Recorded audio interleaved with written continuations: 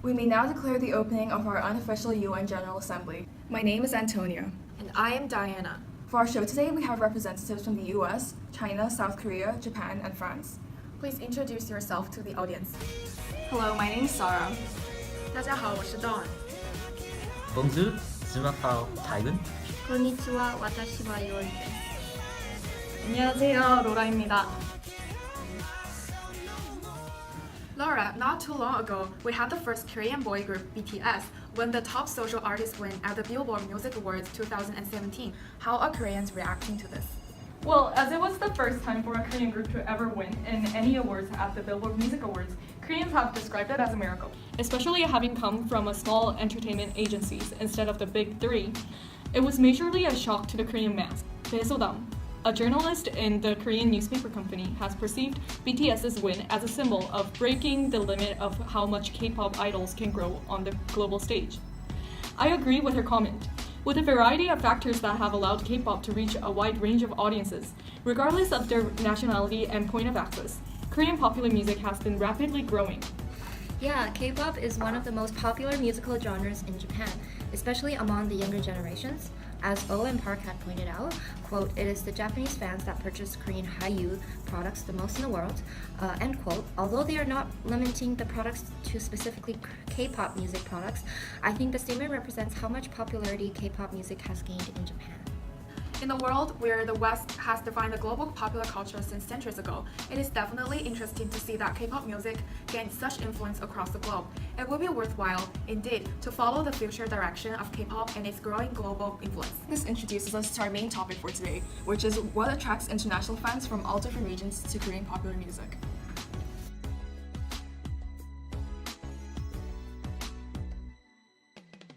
To begin, I think the genre fluidity aspect of K-pop is one of the most unique and influential forces of the genre.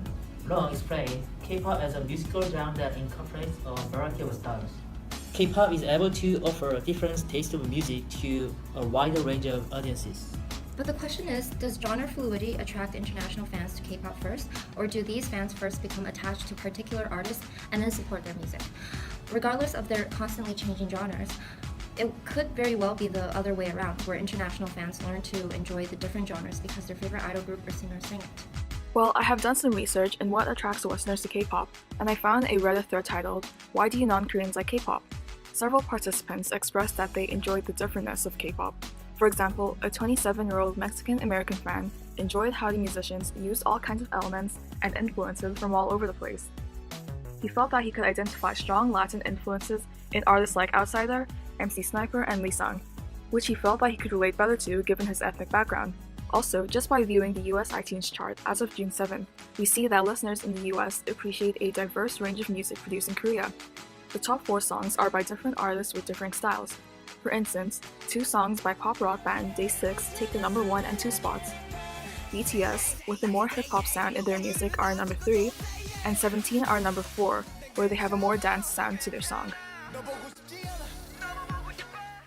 On top of that, I think the government's support to promote K-pop music helps significantly in getting fans. It is no secret that South Korean government is a major force behind the push to export K-pop around the world.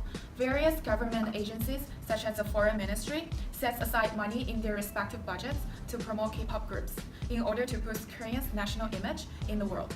Yeah, we actually observe a lot of instances where Korean celebrities, including musicians, being involved in the government's promotion events and advertisements for Korea. In 2011, for example, Miss A and 2PM were selected as the ambassadors for the Korean Tourism Organization. Ah, I see. By using K-pop stars as faces and representatives of Korea, the government can attract more tourists and interest towards the Korean culture. In return, K-pop stars and agencies get funded and have laws in favor of their promotion domestically and internationally. Exactly. Additionally, the South Korean government is promoting the country's creative industry as an export industry by investing in infrastructure and sponsoring promotional campaigns abroad. According to Korean Finance Corporation in 2012, the music industry exported $235 million, while exports of TV shows and Korean dramas reached $234 million. Clearly, the government sees K-pop as a great source of profit and positive national reputation. Perhaps that can explain why Korean celebrities face such a backlash when they are ignorant of the Korean history and culture. Remember the time when Tiffany from Girls' Generation faced such a backlash after uploading a photo on her Instagram and Snapchat with a filter that contained the flag of Imperial Japan in 2016? She even had to step down from a show that she was on, a knee slam dunk. Yeah, I saw that news on SBS official YouTube. The comments below the video reflect how offensive such action was to the Koreans. Many have shamed for her for identifying herself with being of Korean ethnicity. Even though Girls' Generation debuted 10 years ago in 2007, and even having gone through the years of training at the SM Entertainment, it was surprising and unfortunate that she made such a mistake. It also didn't help that this incident happened a day before Korean Independence Day on August 15th. We're back to the discussion on what attracts international fans from all different regions to the Korean popular music. So far, our members have argued that K-pop music's genre fluidity and the governmental support for the growth of K-pop industry contributed to the Hallyu wave. I would like to hear from Laura, the Korean representative, of how she thinks of the large international fan population across the globe. I think the intense training system by the entertainment agencies definitely contribute to this Hallyu wave. For Korean musicians to enter the global market, their first mission is to succeed on Korean music charts. For instance, looking at the Forbes Korea's Top 10 Celebrities article in 2013, which ranked top 10 Korean celebrities based on income, appearance fees, and more. Musicians that have made it to the list have initially succeeded in the domestic markets before making a big name for themselves in the global stage. So, based upon the idea, it will be important for agencies to produce artists who are the first likable in the eyes of Koreans.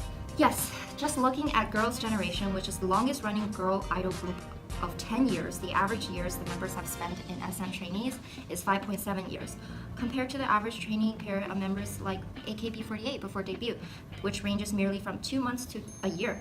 Clearly, K-pop groups are more intensely trained and devoted to their singing careers. Yeah, that's exactly my point.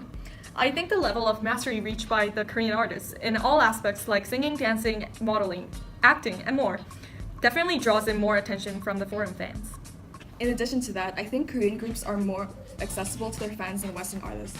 Apart from their performing and music producing careers, Korean singers are also well marketed to the international fans.